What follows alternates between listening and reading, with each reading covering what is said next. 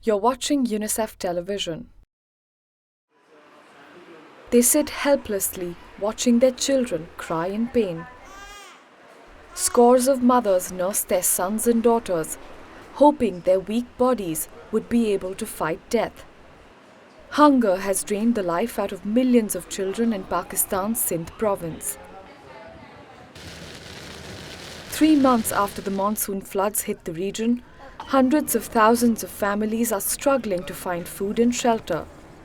Families that were just beginning to rebuild their lives after the catastrophic floods in 2010. Hit hard by an extraordinary disaster for the second time, they find themselves unable to deal with the double tragedy. Even before the recent floods, more than a third of children across the country were underweight. Malnutrition rates are now critical, and the situation has reached a state of emergency. But amidst the chaos and despair, 2.5-year-old Muhammad Ali is battling the circumstances to rewrite his story and overcome his debilitating condition. He wasn't eating and had a high fever for 10 to 12 days. I took him to a doctor who told me to get his chest x-rays done. First the doctor said he had pneumonia. Then he said he had tuberculosis. Finally, somebody told me about this health centre, so I took my son there and he was admitted to the hospital.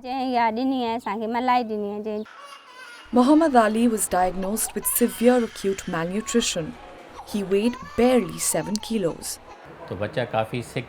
He was in critical condition and we did not think he would survive. His parents had no hope.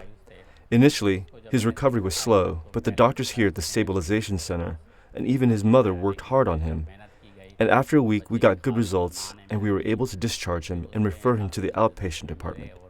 Today, he is here for his checkup and we have found considerable improvement.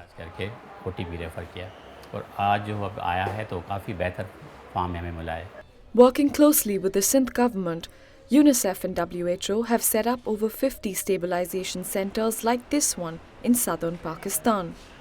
Thousands of children are currently under treatment and will soon be back on their feet again.